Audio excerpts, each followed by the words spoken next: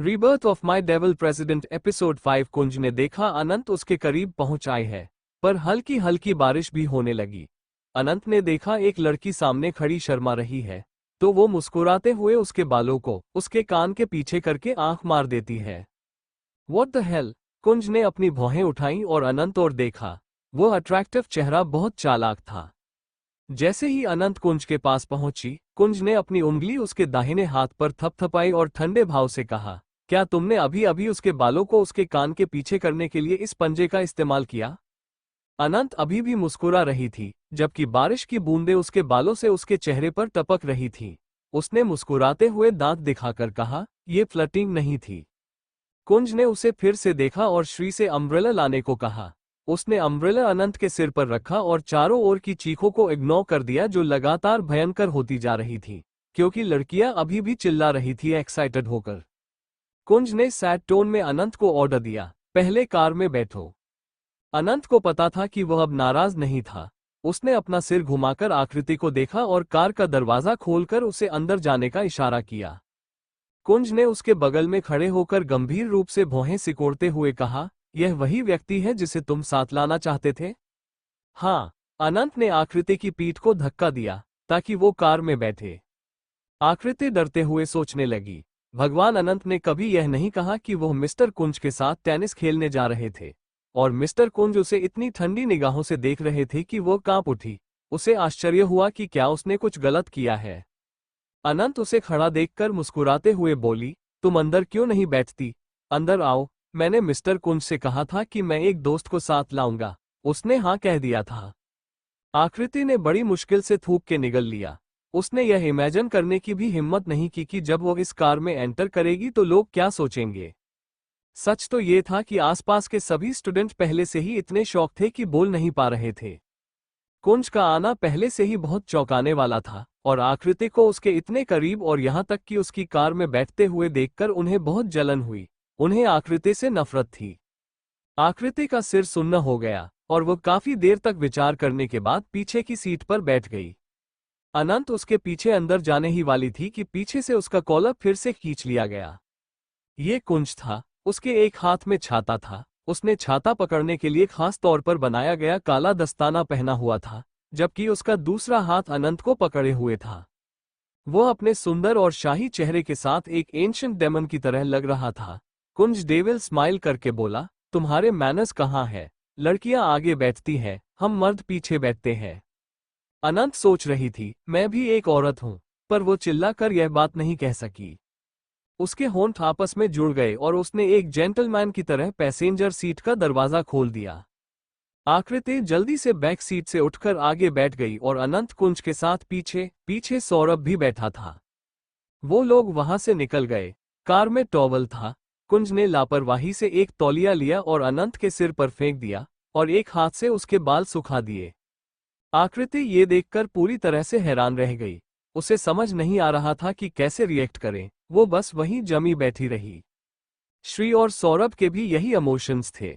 आखिरकार उसने अपने प्रेसिडेंट को पहली बार कार से उतरकर बारिश में जाते देखा था, और अंदर बैठने के बाद उसने अपने हाथ नहीं साफ किए, बल्कि सबसे पहले उसने अनंत का सिर साफ किया। वो प्रेसिडेंट नहीं थे जिसे सफाई से प्यार था। श्री सोचने लगा, भीगा हुआ अनंत उसकी कार में बैठा था, क्या उसे पहले ही बाहर नहीं निकाल देना चाहिए था? फिर प्रेसिडेंट उसकी देखरेख क्यों कर रहे? अनंत को कुछ खास महसूस नहीं हुआ। कुंज के लिए अपने बाल सुखाना आसान बनाने के लिए उसने अपना सिर उसकी ओर घुमाया। जब वह कुंज के करीब पहुंची तो उसके मुंह पर अभी भी मुस्कान थी। वो दांत दिखाते बोली, मिस्टर कुंज, क्या आपने मेरा इतना इंतजार किया? ये सुनकर कुंज ने अपना सिर झुकाया और उसके होंठ इत्तेफाक से अनंत के गीले बालों से छू गए। उसकी उंगलियां तुरंत रुक गईं और उसके होठों में खुजली होने लगी। कुंज अनंत को घूरते हुए बोला, टॉवल लो और अपने आप को सुखाओ। इतना कहने के बाद वो अपने लैपटॉप पर काम करने लगा। अपने हेडफोन लगा लिए और अपनी मीटिंग कंटिन्यू रखी। उनका चेहरा ठंडा और एरोगेंट लग रहा था। अनंत ने अपने बाल सुखाने शुरू कर दिए। उसे नहीं पता था कि कुंज क्यों अजीब बर्ताव कर रहा था। ये देखकर कि वो मीटिंग में बिजी था, अनंत ने उसे परेशान नहीं किया। उसने टॉवल अपने सिर के ऊपर से हटाया और उसे वहीं रख दिया। उसने लॉलीपॉप खोला और उसे अपने मुंह में डाल लिया। 1 मिनट ऐसे ही बीत गया। अनंत को लगा कि कुंज उसके बारे में सब कुछ भूल चुका है। उसने ऊपर देखा और उसके बगल में बैठे आदमी ने उसे घूर कर देखा। कुंज गुस्से में बोला, बाल सही से साफ करो, क्या तुम्हें फिर बीमार होना है? अनंत हंसते हुए बोली, मिस्टर कुंज अभी भी मेरी परवाह करते हैं। कुंज डेविल स्माइल करके बोला, तुम अपने फ्रेंड के साथ हो, इसलिए मैं तुम्हें कार से बाहर नहीं निकालूंगा। अगर तुम्हारे पास समय हो तो कुछ बुक्स पढ़ो, फिर से क्लास में सबसे नीचे रैंक मत करना। अनंत अस्टोनिश्ड फेस। अनंत आखिरकार चुप हो गई जब उसके ग्रेड की बात की गई। उसने पूरे समय लॉलीपॉप को अपने मुंह में रखा और एक शब्द भी नहीं बोला। वो कुंज को चिढ़ाने के मूड में बिल्कुल नहीं थी। कुंज इस बात से खुश हुआ कि उसने कोई जवाब नहीं दिया। गिफ्ट के तौर पर उसने श्री से कार रोकने और कुछ लाने का ऑर्डर दिया। कुंज ने डिसाइड किया कि वो अनंत की फ्लर्टिंग जैसी बुरी आदत को सुधारेगा। अगर वो लड़का है तो वो अपनी फीलिंग को कंट्रोल करके उसे छोटा भाई बना लेगा, और अगर लड़की हुई तो अंजाम बुरा होगा। श्री गर्म चाय लेकर आया। अनंत खुश होकर पीने लगी। कुंज उसे देखने लगा। उसे लगा वह बिल्कुल उस बिल्ली की तरह था जिसे उसने पाला था। अगर उसे खाना दिया जाता तो उसका अच्छा बिहेवियर होता था। कुंज ने अपने पैरों को क्रॉस किया और एक बिजनेस मैगजीन खोली। उसने अनजाने में अपने बाएं हाथ से अनंत के सिर के ऊपर हाथ फेरा और उसके होंठ मुड़े हुए थे। वो बहुत खुश दिख रहा था। अनंत ने कुंज की ओर देखा, फिर वो वापस मुड़ी और पीना जारी रखा। आकृति भी चाय पी रही थी, पर वो शौक थी कि अनंत और मिस्टर कुंज इतने करीब थे। हालांकि उसने पिछली बार अनंत को कुंज की कार में बैठते देखा था, लेकिन किसी को नहीं पता था कि क्यों। हर कोई सोच रहा था कि शायद मिस्टर कुंज अनंत को सबक सिखाना चाहता था।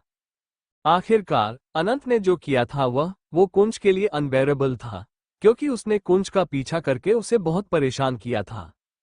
इसके अलावा स्कूल में हर कोई जानता था कि अनंत एक गे था जिसे कुंज पर क्रश था, पर आकृति को सच पता था कि अनंत लड़की है।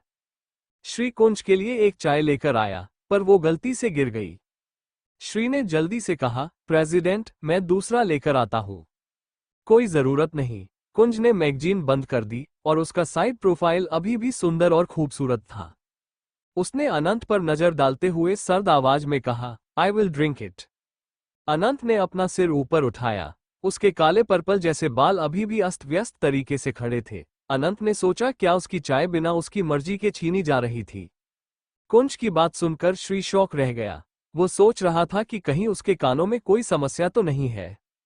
उनके प्रेसिडेंट वो साफ सफाई के बॉस थे जो हर किसी को जर्म्स मानते थे। क्या वो अनंत का जूठा पीने वाले थे? अनंत ने अपनी भौं उठाई और बेपरवाही से अपने होंठ सिकोड़ते हुए कहा, मिस्टर कुंज, ये मेरा है। मैंने पहले ही इस पर फूंक मार दी है, इसलिए आप इसे नहीं पी सकते। शायद फूंक मारने के बाद ये ठंडा हो गया और इसमें मेरे जम्स जा चुके हैं। श्री को लगा जैसे उसका सिर फट जाएगा। कुंज ने कुछ नहीं कहा और उसने अनंत के हाथ से चाय ली और धीरे से पिया। धुंधली भाप में उसका इमोशनलेस और सुंदर चेहरा बहुत अट्रैक्टिव लग रहा था। अनंत एक नेचुरल एनर्जेटिक यंग गर्ल थी। उसकी हुडी का कॉलर कुंज के कंधे से रगड़ खा रहा था और दोनों साथ में परफेक्ट मैच थे। आकृति को लगा कि वे स्वर्ग से आए सबसे खूबसूरत जोड़ी है। ये देखने लायक नजारा था। आकृति ने कॉम्प्लेक्स इमोशंस के साथ रियरव्यू मिरर में एक नजर डाली। क्या वह अकेली थी जिसने सोचा था कि एक ही कप से पीना इनडायरेक्ट किस की तरह था? कुंज ने अजीब भाव से अनंत से कहा, यह टी थोड़ा ज्यादा मीठा, कॉफी से भी ज्यादा। अनंत ने एक और घूंट पिया, फिर अपने होठों से कॉफी चाट ली। वो एक्साइटेड होकर बोली, हाँ, आप सही कह रहे हो, ये लॉलीपॉप जैसा है, चॉकलेट फ्लेवर वाला। कुंज ने अनंत के चेहरे को देखा और पाया कि वे एक दूसरे के इतने करीब थे कि वो अनंत के चूमने लायक पतले होंठ देख सकता था, जो सडक्टिव थे। अनंत ने पलकें झपकाई और कुंज की ओर देखा। दोनों के दिल में कुछ अजीब हलचल हुई।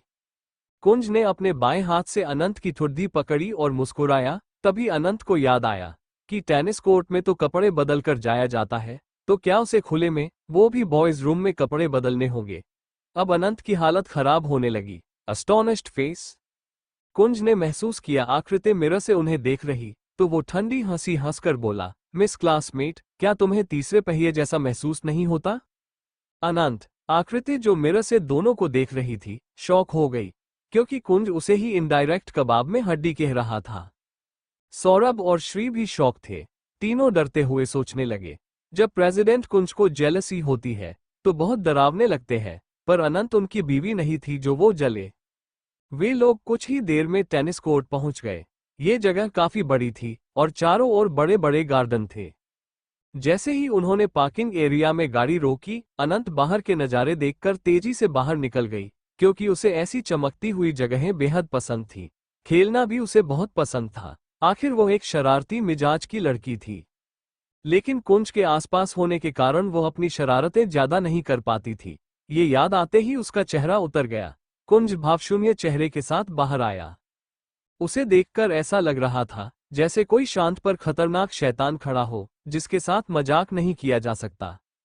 कुंज ने एक तीखी नजर अनंत पर डाली और तुरंत समझ गया कि वह भागने की सोच रही है। ये सोचते ही उसने अनंत के कॉलर को पकड़ लिया, क्योंकि अनंत सच में भागने वाली थी।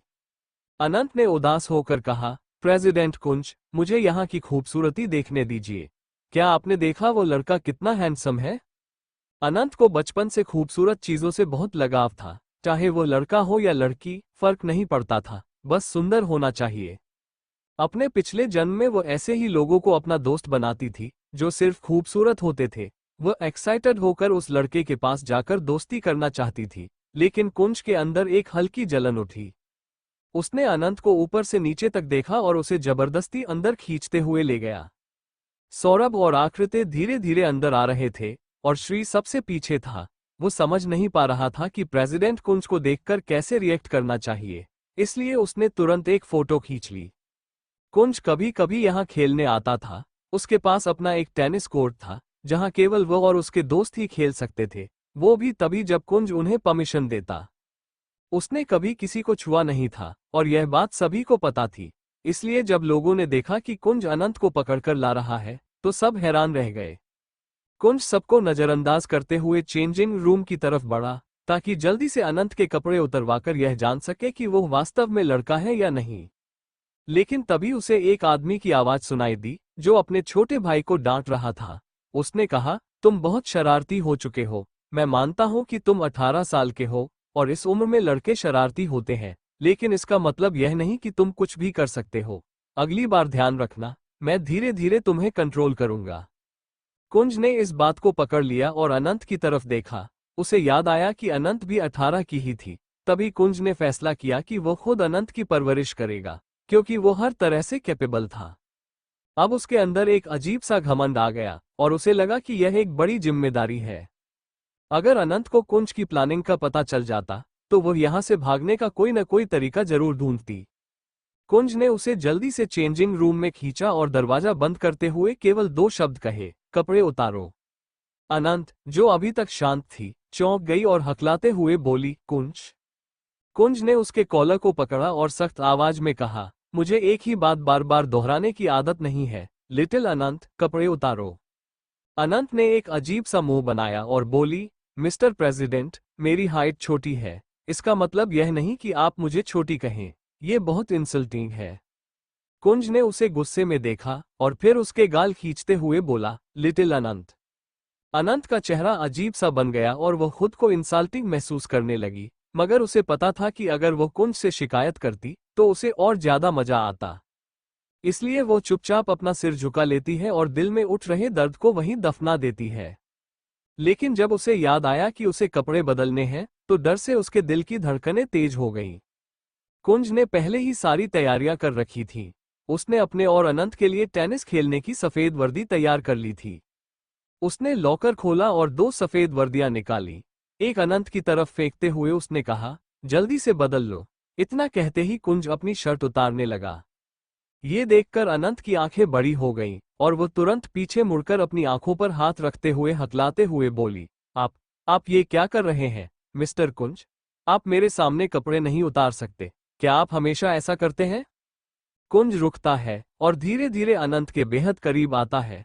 उसकी सांसें अनंत के कानों से टकराती हैं और वह मर्दाना आवाज में कहता है, लिटिल अनंत, तुम कपड़े उतार रहे हो या फिर मुझे मदद करनी पड़ेगी? तुम्हारे पास सिर्फ 5 सेकंड है, जल्दी फैसला करो। अनंत वहीं खड़ी रह गई, मानो किसी ने उसके ऊपर बम गिरा दिया हो। घबराते हुए उसने कहा, मिस्टर प्रेसिडेंट, मैंने पहले ही कहा था कि मेरे पास आपकी तरह 6 पैक एब्स नहीं है और मेरी बॉडी भी अट्रैक्टिव नहीं है। मैं बहुत ही दुबला पतला हूँ। कोई भी मुझे देखकर मजाक उड़ा सकता है। मुझे बहुत शर्म आ रही है। मैं कपड़े नहीं उतार सकता, लेकिन अगर आप उतारना चाहते हैं तो आप अपने उतार सकते हैं। मैं आपको देख सकता हूँ। इतना कहकर अनंत अपनी बड़ी बड़ी आंखों से बेशर्मी से कुंज को घूरने लगी। वो बहुत बेशर्म थी, लेकिन उसने अभी तक अपनी असली बेशर्मी नहीं दिखाई थी। दोनों इस वक्त एक दूसरे के बेहद करीब थे। अचानक अनंत के मन में फिर से ख्याल आया और वह सोचने लगी, मिस्टर कुंज कितने हैंडसम है। मेरे मन में बार बार यह ख्याल आ रहा है कि मैं इन्हें अपने घर लेकर जाऊं और पालतू जानवर की तरह इनकी देखभाल करूं। जितना वो इस बारे में सोचती, उतना ही उसका मन करता कि वो कुंज को अपने घर लेकर जाए और पालतू जानवर बना ले, क्योंकि वो हैंडसम था। अगर कुंज को ये पता चल जाता तो वह जरूर उसे उठाकर खिड़की से बाहर फेंक देता। अनंत मुस्कुरा रही थी, अपने ख्यालों में खोई हुई। कुंज ने उसकी मुस्कान देखकर तुरंत अंदाजा लगा लिया कि वो कुछ अजीब सोच रही है।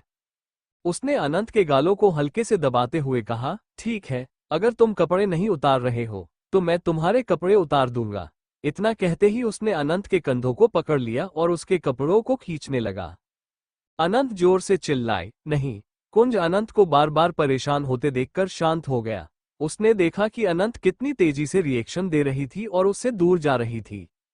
कुंज, जो एक साइकोलॉजी एक्सपर्ट था, अनंत की बॉडी लैंग्वेज देखकर समझ गया कि कुछ तो गड़बड़ है। उसके मन में जो शक था वो धीरे धीरे सच में बदलने लगा। उसने अनंत को सिर से पैर तक देखा, फिर उसकी गोरी, पतली और सॉफ्ट कलाई को पकड़ते हुए कानों में फुसफुसाया, मैं तो बस मजाक कर रहा था। अनंत की सांसें तेज हो गईं, वो घबराते हुए खुद को संभालने की कोशिश कर रही थी। कुंज के इतने करीब होने से वो खुद को पिघलने से रोक नहीं पा रही थी। कुंज के शरीर से आती महक ने अनंत को और भी ज्यादा बेबस कर दिया। उसके गुलाबी होठ कुंज की नजरों से नहीं बच सके। कुंज ने धीरे से अनंत के गालों को पकड़ लिया और उसके होठों को छूते हुए सिर झुकाकर उसे देखा। अनंत उसकी पकड़ से छूटने की कोशिश करने लगी, लेकिन अनजाने में उनके होंठ आपस में टकरा गए। ये सब इतनी जल्दी हुआ कि दोनों के होंठ अभी भी एक दूसरे से लगे हुए थे। कुंज का दिल तेजी से धड़क रहा था और उसे कंट्रोल करना मुश्किल हो रहा था। उसका मन कर रहा था कि वो अनंत के होठों को अपने होठों के बीच दबा ले, लेकिन उसने अपनी इच्छाओं को काबू में रखते हुए खुद को दूर कर लिया। कुंज की नजर अनंत पर थी, लेकिन अनंत ने ध्यान नहीं दिया। वो जल्दी से अपने कपड़े ठीक करने लगी और पास के पर्दे के पीछे जाकर कपड़े बदलने लगी। जैसे ही उसने अपनी टॉप को कमर से ऊपर तक खींचा, कुंज अचानक उसके पास आ गया। अनंत घबराकर अपने कपड़े सही करने लगी, लेकिन कुंज की नजर उसकी पतली कमर पर पड़ चुकी थी। कुंज का दिमाग तेजी से काम करने लगा, लेकिन उसने खुद को नॉर्मल करते हुए अनंत की कलाई पकड़कर ठंडे स्वर में कहा, अब मुझे टेनिस नहीं खेलना। अनंत हैरान थी। उसने जल्दी से अपना हाथ छुड़ाते हुए पूछा, लेकिन क्यों? आपने तो कहा था कि आपको टेनिस खेलना है। कुंज ने शांत स्वर में कहा, क्या मुझे हर चीज का जवाब देना जरूरी है? इतना कहकर उसने अपने शर्ट सही किया और वहां से चला गया। अनंत हैरान थी।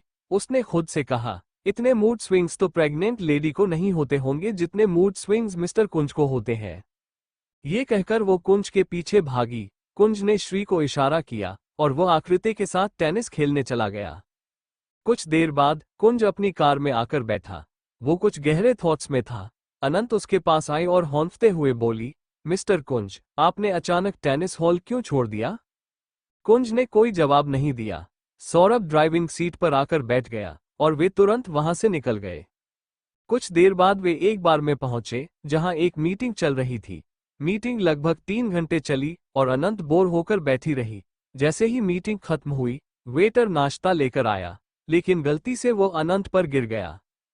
उसके कपड़े खराब हो गए थे। कुंज अनजाने में मुस्कुराया, लेकिन जल्दी ही उसने अपनी मुस्कान छिपा ली।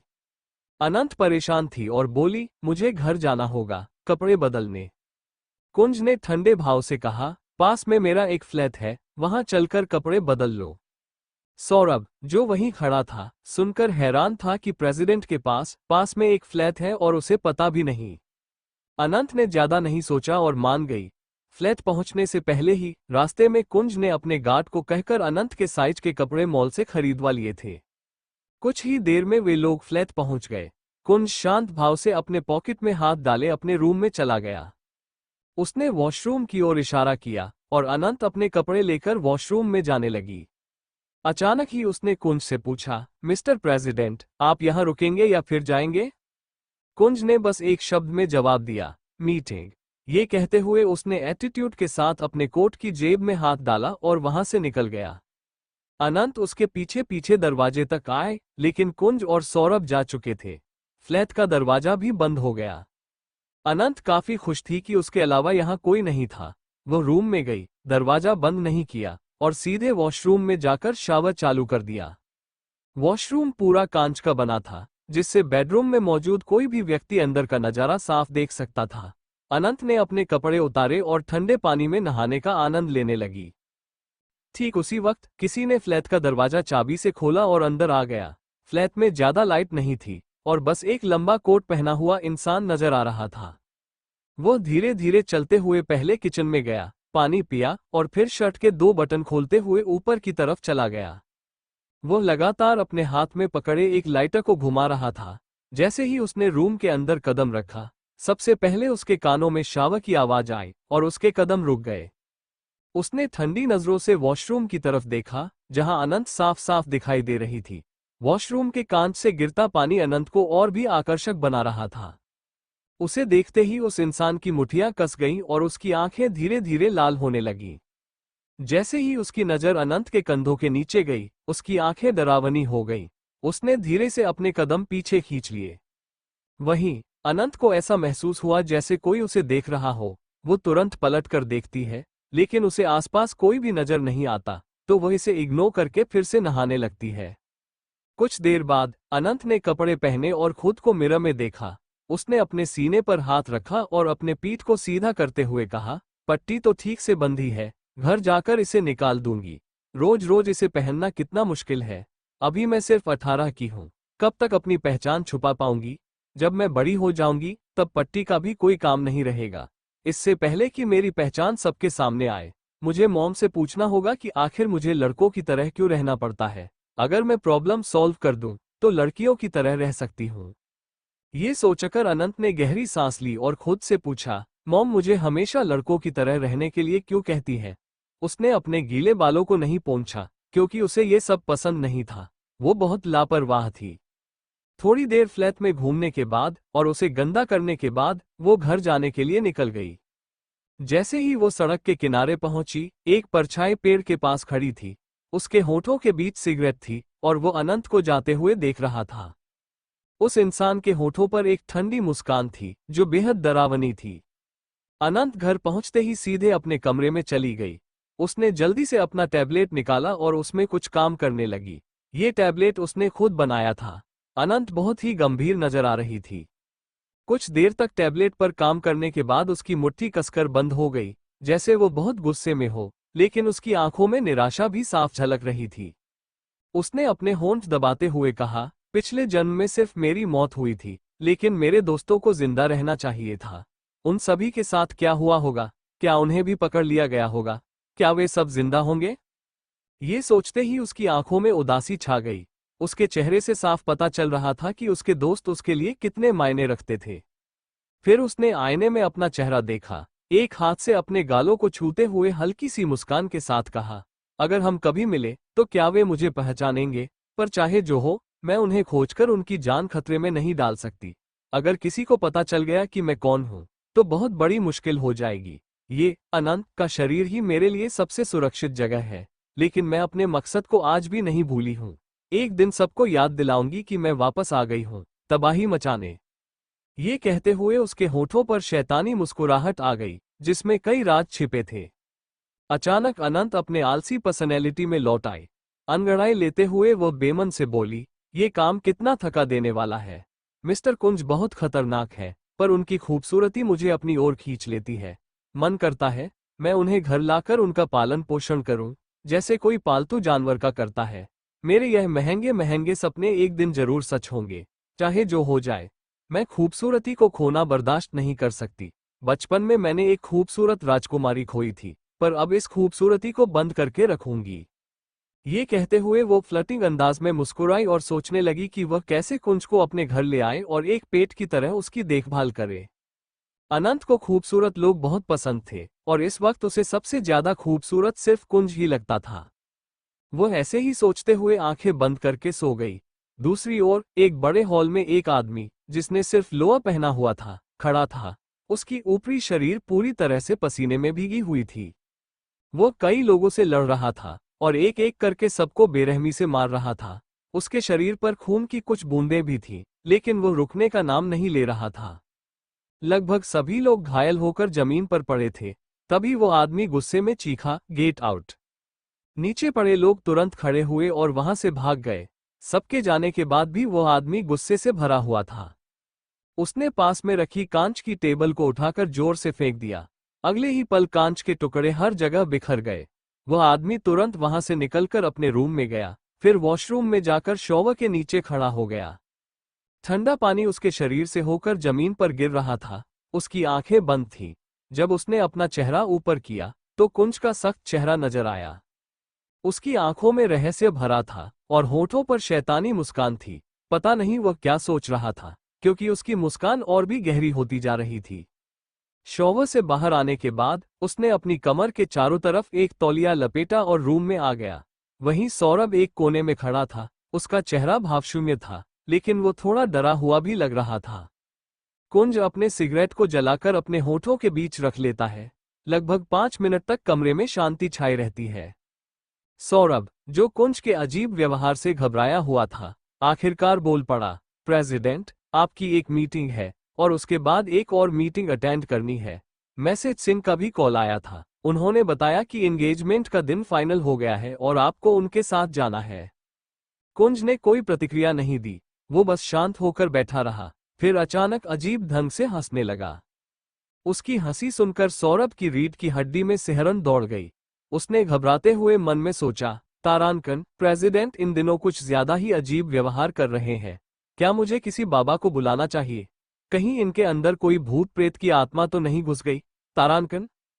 वो टेंशन में कुंज को देख रहा था।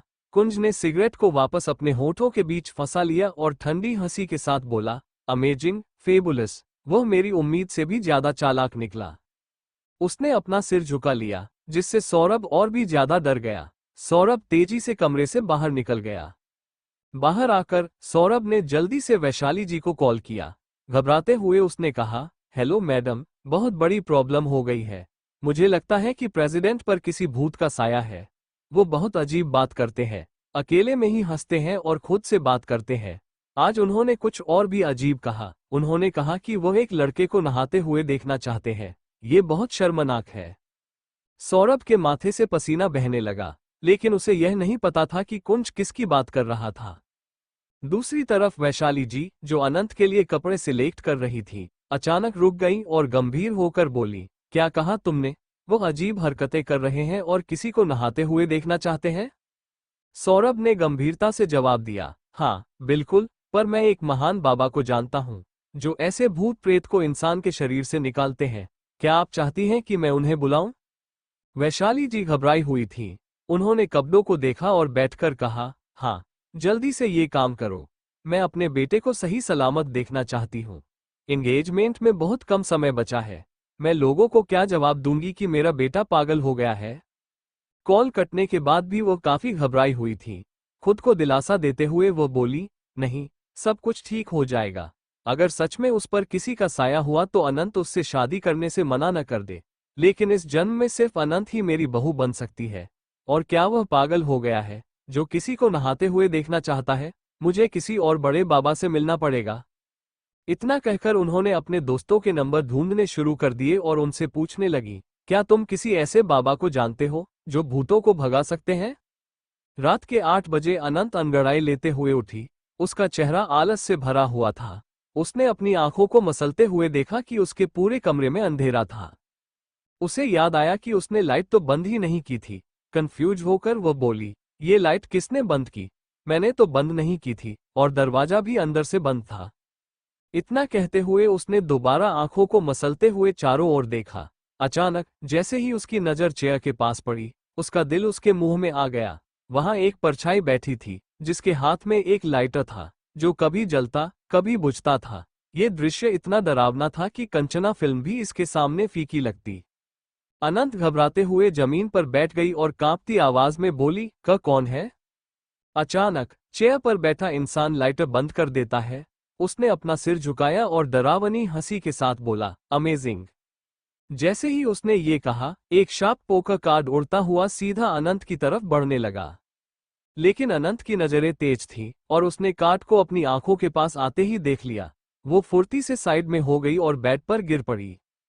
कार्ड दूसरी तरफ जाकर गिरा, लेकिन अनंत की आंखों में अब दुश्मनी की आग जल रही थी। अगर वह अपनी जगह से नहीं हटती तो वो कार्ड उसका गला काट सकता था।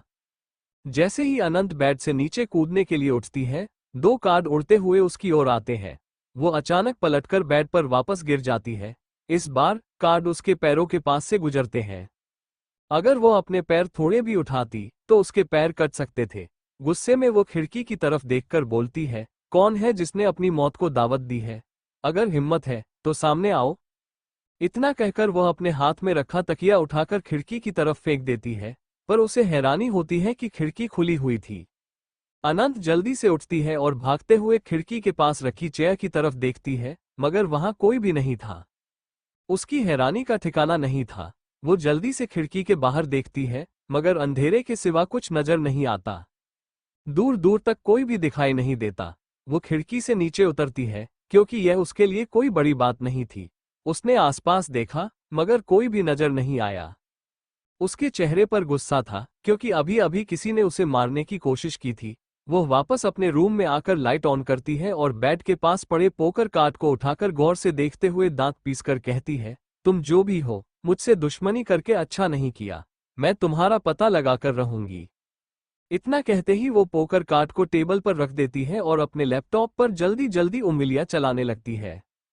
उसने घर के सीसीटीवी फुटेज चेक किए, मगर कुछ भी नजर नहीं आया। ये देखकर उसकी आंखें छोटी हो गईं, लेकिन उसने हार नहीं मानी। वो सामने वाले घर के सीसीटीवी फुटेज हैक कर लेती है और बाहर का वीडियो देखने लगती है। उसने देखा कि एक आदमी उसके रूम की विंडो से नीचे कूदा था। वह आदमी पूरी तरह से ढका हुआ था, इसलिए अनंत उसे पहचान नहीं पाए। गुस्से में वो आसपास लगे सभी सीसीटीवी फुटेज को हैक करके चेक करती है, मगर अंधेरे की वजह से उस आदमी का चेहरा नहीं देख पाए। वो अंधेरे में कहीं गायब हो गया था। अनंत गुस्से में अपना हाथ टेबल पर मारते हुए बोलती है, खुद को होशियार मत समझो। अगर तुम एक बार मुझ पर हमला करने आए हो तो दोबारा भी आओगे, लेकिन ये सोचने वाली बात है कि तुम मेरे रूम तक पहुंचे कैसे। अगर तुम्हें मुझे मारना होता तो तुम कुछ और भी कर सकते थे, या फिर तुम मुझे सिर्फ डराना चाहते हो। पर मुझे डराना इतना आसान नहीं है, क्योंकि मैं खुद एक शैतान हूँ। इतना कहते ही उसके होठों पर एक शैतानी मुस्कान आ जाती है। वो लैपटॉप बंद करती है और गाना गुनगुनाते हुए बेड पर लेट जाती है। फिर एक पिल्लो को गले लगाकर खुश होकर कहती है, मुझे तो प्रेसिडेंट कुंज के सपने देखने हैं। उनका वो हैंडसम चेहरा मैं कभी नहीं भूल सकती। ऐसी खूबसूरती तो सिर्फ मुझे ही सूट करती है, मेरी प्यारी प्रिंसेस कुंज। वो कुंज के सपनों में खो जाती है कि कैसे वो ढेर सारे पैसे लेकर गई है और उसने कुंज को खरीद लिया है। अब कुंज उसकी हर बात मानता है। अनंत उसे एक गुड़िया की तरह सजाती है और कुंज उसकी प्यारी सी गुड़िया बनकर हमेशा उसके साथ रहता है। इन सपनों को देखते देखते उसे पता ही नहीं चला कि कब सुबह हो गई। निशांत के दरवाजा खटखटाने की आवाज सुनकर उसकी नींद खुलती है। अनंत मुश्किल से उठती है और जैसे ही दरवाजा खोलती है, निशांत जल्दी से बोलता है, लिटिल बॉस, क्या तुम भूल चुके हो कि तुम्हें ऑफिस ज्वाइन करना है? टाइम हो चुका है। अनंत की सारी नींद गायब हो जाती है। वो मूड बनाकर कहती है, अब कोई मुझे चैन से सोने भी नहीं देगा। अनंत तैयार होकर ऑफिस चली जाती है। आज उसने ब्लैक पैंट के ऊपर व्हाइट शर्ट और ब्लेजर पहना था। उसके ब्लैक और पर्पल बाल अच्छे से सेट थे, जिसमें वो बहुत हैंडसम लग रही थी। हमेशा की तरह उसके मुंह में एक लॉलीपॉप था, जिसे वह आराम से खाते हुए ऑफिस में दाखिल होती है। सभी लड़कियां उसे देखकर पागल हो गई थीं। अनंत एक फ्लाइंग किस देकर सीधे लिफ्ट में चली जाती है और सभी लड़कियों के चेहरे लाल पड़ जाते हैं। अनंत के होठों पर फ्लटिंग स्माइल थी। अनंत सीधा कुंज के केबिन में जाती है। कुंज अपने लैपटॉप पर उसकी हरकतों को देख रहा था और उसे बहुत गुस्सा आ रहा था। केबिन का तापमान वैसे ही काफी अजीब था। जैसे ही अनंत अंदर आए, उसने अपने लॉलीपॉप को मुंह से निकालकर आंख मारते हुए कहा, गुड मॉर्निंग हैंडसम प्रेसिडेंट। बताइए, मेरे जैसा हैंडसम आदमी आपके लिए क्या कर सकता है? कुंज के चेहरे के भाव आज हमेशा कंपेयर्ड में कोल्ड थे। एक पल के लिए अनंत हैरान हो जाती है। उसे समझ नहीं आता कि आखिर हुआ क्या है। कुंज बिना उसकी तरफ देखे एक फाइलों का ढेर उठाता है और ठंडे भाव से बोलता है, इनमें करेक्शन करो। अनंत उन फाइलों को देखती है जो करीब 15 थी। वो कुछ कहने ही वाली थी, तभी सौरभ आगे बढ़कर बोला, मिस्टर अनंत, प्रेसिडेंट को परेशान मत करिए। आपको ये काम 2 घंटे में खत्म करना है, फिर हमें एक मीटिंग अटेंड करनी है। कुंज की ओर देखते हुए अनंत फाइलें उठा लेती है और वहीं बैठकर एक एक करके चेक करने लगती है, मगर उसे ये सब बहुत बोरिंग लग रहा था और समझ में भी नहीं आ रहा था। वह अपने लॉलीपॉप को खाते हुए बार बार कुंज को देख रही थी, क्योंकि वो कुंज को अपनी प्यारी खूबसूरत प्रिंसेस समझ रही थी और खुद को उसका हैंडसम हस्बैंड, जिसे शादी के बाद अपनी प्रिंसेस कुंज का खर्चा उठाना था और इसका पालन पोषण करना थे। 2 घंटे बीत गए और सौरभ वापस अनंत के पास आता है और फाइलें चेक करता है। अनंत ने कुछ भी नहीं किया था, क्योंकि उसे सच में कुछ समझ नहीं आ रहा था। सौरभ हैरानी से पूछता है, तुमने कुछ क्यों नहीं किया? अनंत लॉलीपॉप खाते हुए मुस्कुराकर जवाब देती है, मुझे कुछ भी नहीं आता। ये सुनकर सौरभ चौंक जाता है और कुंज के चेहरे के भाव और सख्त हो जाते हैं। कुंज अपनी जगह से उठता है और अनंत की ओर बढ़ता है। उसके हाव भाव इतने डरावने थे कि अनंत और सौरभ दोनों ही कुछ समझ नहीं पाते। कुंज अचानक अनंत का कॉलर पकड़कर उसे अपने करीब खींच लेता है और उसके कान में दबे हुए स्वर में कहता है, तुम्हें क्या लगता है पैसे कमाना इतना आसान है? मिस्टर अनंत, अगर पैसे कमाने हैं तो काम करना होगा, वरना तुम जा सकते हो। इतना कहते हुए कुंज ने अनंत को इतना करीब खींच लिया कि दोनों के होंठ बस 1 इंच की दूरी पर रह गए। सौरभ की जान निकलने लगी थी। उसने अपनी आंखें बंद करते हुए सोचा, प्रेसिडेंट ने कहा था वो किसी लड़के को नहाते हुए देखना चाहते हैं। कहीं वो मिस्टर अनंत को नहाते हुए देखना तो नहीं चाहते? मुझे जल्दी से बाबा का इंतजाम करना होगा। ये सोचते हुए वो वहां से चला गया। केबिन का माहौल अब बहुत इंटेंस हो गया था। कुंज का एक हाथ अनंत की कमर पर था और दूसरा उसके कॉलर पर। दोनों एक दूसरे की आंखों में देख रहे थे। धीरे धीरे कुंज के हाथ अनंत की पीठ पर आ जाते हैं। अनंत एकदम से सिहर गई। अनंत घबराते हुए कुंज का हाथ पकड़ लेती है और बोली, मिस्टर कुंज, आप क्या कर रहे हैं? कुंज अचानक अनंत को सोफे पर धकेल देता है और उसके ऊपर आ जाता है। अनंत पूरी तरह से हैरान थी और कुछ रिएक्ट करने से पहले ही कुंज उसके गर्दन पर अपने होंठ रख देता है। फिर कान के पास जाकर धीमे स्वर में कहता है, मिस्टर अनंत, मुझे ऐसा लगने लगा है कि तुमने जानबूझकर मुझे गे बना दिया है। पहले तुम्हें मेरा शरीर चाहिए था, तुम मेरे साथ सोचा चाहते थे और अब मैं भी तुम्हारे साथ सोना चाहता हूँ, क्योंकि अब हम दोनों गे हैं। अनंत को ऐसा महसूस हुआ जैसे उसके ऊपर एक पहाड़ टूट पड़ा हो। उसका शरीर एकदम अकड़ गया था और वो अपनी बड़ी बड़ी आंखों से कुंज की ओर देख रही थी, जैसे उसे समझने की कोशिश कर रही हो। उसके दिमाग में एक ही सवाल गूंज रहा था, मिस्टर कुंज गे बन गए? तारांकन। अनंत का शरीर धीरे धीरे कांपने लगा था। उसकी सांसें तेज हो रही थी और उसके हाथ पैर ठंडे पड़ने लगे थे। उसे यकीन नहीं हो रहा था कि उसके सामने कुंज इतनी अजीब बातें कर रहा था। वो खुद को संभाल नहीं पा रही थी, इसलिए उसने फिर से हकलाते हुए पूछा, आपने क्या कहा? लेकिन ये कैसे पॉसिबल है? कुंज ने मुस्कराते हुए उसके कानों को चूमा लिया और उसके गालों पर अपने ठंडे हाथ रख दिए। फिर मदहोशी भरे लहजे में वह बोला, सब तुम्हारे कारण हुआ है। तुमने ही कहा था कि भगवान आनंद सबसे हैंडसम है और कोई भी उनके सुंदरता को देखकर प्यार में पड़ सकता है। तुमने ही कहा था कि मुझे तुमसे प्यार हो जाएगा। तुम्हारे इस जादू ने मुझे भी फंसा दिया है। अब मैं भी तुम्हारी तरफ गे बन गया हूं। अब तुम मुझे छोड़ नहीं सकते। कुंज के होंठ अनंत के गालों से फिसलते हुए उसकी गर्दन तक आ गए। अनंत के शरीर में अजीब सी सिहरन दौड़ गई, क्योंकि कोई पहले कभी उसके इतना करीब नहीं आया था। पर जल्दी ही उसकी आंखें चौड़ी हो गईं जब कुंज ने उसकी गर्दन पर जोर से काट लिया। अनंत ने झटके से उसे धक्का दिया और घबराते हुए बोली, यह नहीं हो सकता। मिस्टर कुंज, आप क्या कर रहे हैं? आपके परिवार का क्या होगा? आप इतने महान और हैंडसम इंसान हैं। यह मेरी गलती नहीं है कि आप वो शब्दों को कहने से हिचक रही थी, मगर फिर एकदम से बोली, गे बन चुके हैं। देखिए, मेरा इससे कोई लेना देना नहीं है। कुंज ने अचानक उसका हाथ पकड़ लिया और उसे अपनी गोद में खींचते हुए सर्द आवाज में कहा, तुम्हारा इससे कैसे कोई लेना देना नहीं हो सकता? भगवान आनंद इतने हैंडसम हैं कि मैं खुद को रोक नहीं पाया उन्हें पसंद करने से। तुम ही तो हो जो हर रात मेरे साथ फ्लर्ट करती हो। अब तुम्हें मेरी जिम्मेदारी लेनी होगी। अनंत का शरीर अब भी कांप रहा था। वो मन ही मन सोचने लगी, ये कैसे हो सकता है? मैंने तो कुछ भी नहीं किया। क्या मिस्टर कुंज पहले से ही ऐसे थे? मैंने तो कभी नहीं सुना कि उनके आसपास कोई लड़की हो, हमेशा उनके साथ लड़के ही होते हैं। उसने शक भरी नजर से कुंज की तरफ देखा। कुंज उसकी सोच को समझते हुए हंसते हुए बोला, तुमने मुझे गे बनाया है। पहले मैं किसी को पसंद नहीं करता था, लेकिन अब तुम्हें मेरी जिम्मेदारी लेनी होगी। अगर तुम मुझे ऐसा बना सकते हो तो मैं भी तुम्हें बदल सकता हूँ। क्या तुमने नहीं कहा था कि मैं भी बहुत हैंडसम हूँ जिसके साथ तुम सोना चाहते हो? अगर तुम गे नहीं हो तो मैं तुम्हें बना दूंगा। चलो आज से ही ट्राई करते हैं।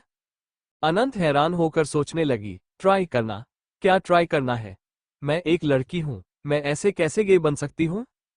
उसके मन में सवाल उठने लगे। हे भगवान, ये सिंह परिवार का बेटा बिगड़ चुका है। अगर उनके परिवार को पता चला तो वो मुझे ही दोषी ठहराएंगे। कुंज उसे इतने टेंशन में देखकर अजीब ढंग से मुस्कुराया। उसकी आंखों में एक शैतानी चमक थी। अनंत के माथे से पसीना बह रहा था और वो किसी तरह खुद को खड़ा करके बोली, मिस्टर कुंज, मुझे लगता है कि अगर आपके आसपास कुछ लड़कियां होंगी तो आप नॉर्मल हो जाएंगे। आप कभी भी लड़कियों के पास नहीं गए हैं, इसलिए आप ऐसी बातें कर रहे हैं। मेरी एक दोस्त है, मैं उसे आपके पास भेजूंगा, हो सकता है आप सही हो जाएं। कुंज की आंखों में गुस्सा झलकने लगा, मगर उसने ठंडे लहजे में कहा, तुम्हारी दोस्त कौन है? अनंत को लगा कुंज उसकी बात मान गया है। उसकी आंखों में उम्मीद की चमक आ गई। उसने बड़े स्टाइल से अपने बालों को पीछे किया और बोली, प्रेसिडेंट कुंज, इंतजार करिए, मैं आज रात उसे आपके पास भेजूंगा। सिर्फ 1 घंटे के लिए मैं आपको होटल और रूम नंबर भेज दूंगा। इतना कहकर अनंत तुरंत वहां से चली गई, जैसे उसे डर हो कि कुंज उसे पकड़ लेगा। वहीं कुंज की आंखों में एक ठंडक सी आ गई थी। उसके आसपास का माहौल अचानक से डरावना हो गया। वह अपने गर्दन को मसलते हुए अपनी आंखें बंद कर मुस्कुराने लगा। उसके होठों पर अब भी वही शैतानी मुस्कान थी। सौरभ के चेहरे पर चिंता और घबराहट साफ दिख रही थी। वह अनंत को खुशी खुशी जाते देख तो रहा था, मगर अनंत की गर्दन पर दांतों के निशान देखकर उसका दिमाग सुन्न हो गया था। वो ये सोच ही नहीं पा रहा था कि आखिर कुंज और अनंत के बीच ऐसा क्या हुआ होगा।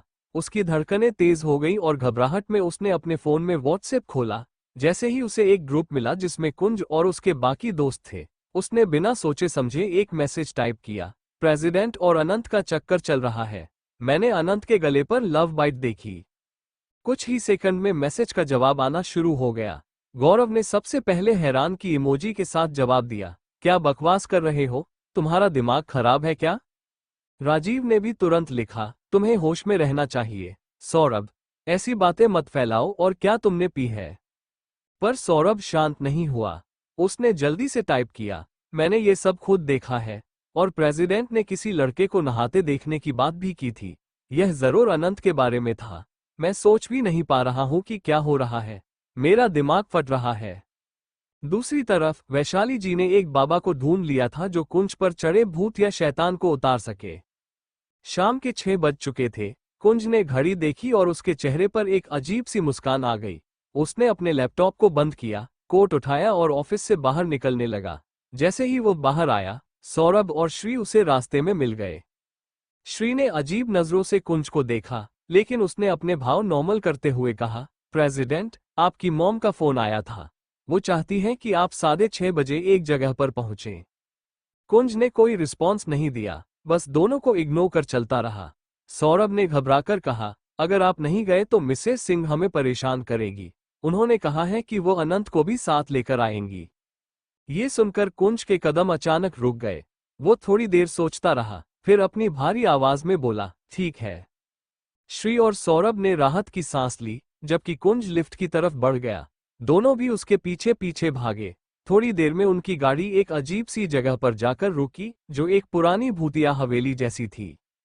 कार रुकते ही कुंज के गार्ड्स ने उस जगह को घेर लिया। कुंज गाड़ी से निकला, उसके चेहरे पर कोई भाव नहीं था। उसकी चाल और निगाहें ऐसी थीं जैसे वो इस भूतिया जगह का राजा हो। जैसे ही उसने चारों तरफ नजर दौड़ाई, अचानक कोई उसे पीछे से झाड़ू से मारने लगा और तेज आवाज में मंत्र पढ़ने लगा, भूत पिशाच निकट नहीं आवे, पिशाचिनी दूर हो जाए। ये सब इतना अचानक हुआ कि सभी लोग शॉक रह गए। सौरभ और श्री डर के मारे पीछे हट गए, जबकि कुंज की आंखों में एक अजीब सी ठंडक थी। भूत प्रेत निकट नहीं आवे, भूत प्रेत निकट नहीं आवे, पिशाचिनी भाग जाए, ओम भट स्वाहा। एक बाबा लगातार बोलते हुए झाड़ू से कुंज की पीठ पर मार रहे थे। कुंज गुस्से से पलटकर उनकी तरफ देखता है। बाबा ऐसे रिएक्ट करते हैं जैसे सारे ब्रह्मांड के भूत कुंज के ऊपर ही चढ़ गए हो। फिर वह झाड़ू से उसके कंधे पर मारते हैं और आंखें बंद करके बोलते हैं, अरे भूत राजा बाहर आजा, आजा, ओ आजा, बाहर आजा। कुंज गुस्से से अपने कदम पीछे लेते हुए बोलता है, व्हाट द हेल, ये सब क्या है। इतना कहते ही वो पलटकर श्री और सौरभ को देखने की कोशिश करता है, मगर वहां कोई नहीं था। ये देखकर कुंज की आंखें गहरी हो जाती है। दरअसल उसके गार्ड्स भी आसपास कहीं नहीं थे। कुंज पलटकर फिर से उस बाबा की तरफ देखता है, जो अब उसकी कमर के आसपास झाड़ू मारते हुए जोर जोर से चिल्ला रहे थे, अरे भूत राजा बाहर आजा, आजा, ओ आजा, बाहर आजा। अरे सीधी तरह से मान जा, नहीं तो मैं बजा दूंगा बैंड बाजा। कुंज गुस्से में बाबा के हाथ से झाड़ू पकड़कर फेंक देता है और उंगली दिखाते हुए दांत पीसकर कहता है, डोंट टच। इसके आगे वो कुछ बोल नहीं पाता, क्योंकि बाबा ने अपनी जेब से कुछ राख जैसी चीज निकाली और उसे सीधे कुंज के चेहरे पर फेंकते हुए गोल गोल घूमकर बोलने लगे, हो ज़ॉम्बी की आंखों से मैं गोटियां खेलूं, अरे वैम्पायर के संग मैं डांडिया खेलूं। ओ जिस पर चढ़ा हो साया भूत, उसका बना दूं पाया भूत। एक बार फिर बाबा अपनी जेब में हाथ डालते हैं और इस बार एक अजीब सी खोपड़ी निकालते हैं। उन्होंने खोपड़ी के आसपास नींबू घुमाया और दोबारा अपनी जेब से कुछ निकालकर कुंज के ऊपर फेंक दिया। अचानक और भी बाबा वहां आ जाते हैं। उन्होंने कुंज के आसपास एक गोल घेरा बना लिया और कुंज उस घेरे के बीच में खड़ा था। सभी बाबा उसे चारों तरफ से घेर लेते हैं। जब भी कुंज बाहर निकलने की कोशिश करता है, वे कुछ ऐसा करते कि वो बाहर नहीं जा पाता। उन्होंने एक प्लेट ली जिसमें सिंदूर था। वे सिंदूर उठाते हैं और एक साथ उसके ऊपर फेंकते हुए जोर जोर से चिल्लाने लगते हैं, भूत राजा बाहर आजा, कम कम, ओ कम कम, बाहर आजा भूत। ओम हिम क्लीम क्लीम, खुल जा सिम सिम। इतना कहते ही सभी ने एक साथ मिलकर कुंज के ऊपर सिंदूर फेंक दिया। कुंज सिंदूर से नहा चुका था, मगर उसकी आंखें भी सिंदूर जैसी ही एकदम लाल हो गई थीं। उसकी आंखों में गुस्सा साफ झलक रहा था और वो पहले से कहीं ज्यादा डरावना लग रहा था। गुस्से से उसकी मुठियां बंधी थीं और उसका पूरा शरीर क्रोध से कांप रहा था। उसे इस हालत में देखकर बाबा भी डर गए, लेकिन जो मेन बाबा थे उनकी पोशाक थोड़ी अलग थी। वो बाबा फिर से कुछ राख जैसी चीज अपनी जेब से निकालते हैं और कुंज के ऊपर फेंकते हुए जोर से चिल्लाते हैं, भूत बाहर आ रहा है, देखो इसका शरीर कांप रहा है, इसका मतलब भूत बाहर आ रहा है। उन्हें लग रहा था कि भूत सच में बाहर आ रहा है, लेकिन कुंज गुस्से से कांप रहा था। कुछ ही दूरी पर एक दीवार के पीछे श्री, सौरभ और बाकी लोग छुपे हुए थे और दूसरी दीवार के पीछे वैशाली जी छिपी हुई थी। वो घबराई हुई थी और हाथ जोड़कर कह रही थी, जय हो बाबा की, बस मेरे बेटे के अंदर से भूत को निकाल दीजिए। मेरा छोटा सा बेटा, इतनी कम उम्र में कौन कौन सी आत्माएं उस पर सवार है। अभी तो उसकी शादी अनंत से भी नहीं हुई है। इतना कहते ही अचानक उन्हें कुछ याद आता है और वह आसपास देखते हुए हैरानी से कहती है, अरे अनंत कहाँ गई, मेरे साथ थी मगर अचानक से गायब हो गई। ये कहकर वह चारों ओर अनंत को ढूंढने लगती है, मगर अनंत कहीं भी नजर नहीं आ रही थी। इधर बाबा कुंज के चारों तरफ घूम रहे थे, लेकिन मेन बाबा की आंखों में कुछ अजीब दिखाई दे रहा था। उनके होठों पर एक अजीब सी मुस्कान थी। कुंज गुस्से में एक बाबा का गला पकड़कर एक एक शब्द पर जोर देते हुए बोला, अगर अभी और इसी वक्त ये सब बंद नहीं किया तो मैं तुम्हें जान से मार डालूंगा। इतना कहकर उसने अपनी गन निकालकर बाबा की तरफ पॉइंट कर दिया। ये देखकर सभी घबरा गए, मगर जो मेन बाबा थे उनकी आंखें छोटी हो गईं। उन्होंने कुंज की आंखों में देखा तो एक पल के लिए उनकी रीढ़ की हड्डी कांप गई। उन्होंने मन ही मन कहा, मिस्टर कुंज तो बहुत गुस्से में है। अगर इन्हें पता चल गया कि मैं अनंत हूं तो मेरी खैर नहीं। मैं तो बस मजे लेने आई थी, क्योंकि इन्होंने मुझे तंग किया था। अब तो भागना ही पड़ेगा। वो भागने का रास्ता ढूंढने लगती है। उसने सिर झुकाकर कुंज के आसपास देखा और मौके का फायदा उठाकर अपनी आवाज को भारी करते हुए चिल्लाई, भागो, भूत बाहर आ गया है, भागो। फिर अनंत ने एक पाउडर कुंज पर फेंका, जिससे कुंज की आंखें बंद हो गई। सभी वहां से भागने लगे, यहां तक कि वैशाली जी भी छुप गई। कोई बाहर नहीं निकल रहा था। कुंज का चेहरा झुका हुआ था और वो एक शैतान की तरह लग रहा था। उसने अपनी कार को इतनी जोर से एक किक मारी कि पूरी कार हिल गई और कुंज की किक से कार के सारे शीशे टूट गए। ये देखकर सब और भी डर गए थे। कुंज ठंडे स्वर में बोला, सभी लोग मेरे सामने आओ, वरना अंजाम बहुत बुरा होगा। इतना कहकर वो अपनी गन को लोड करके वहीं खड़ा हो गया। वो सच में एक शैतान जैसा लग रहा था।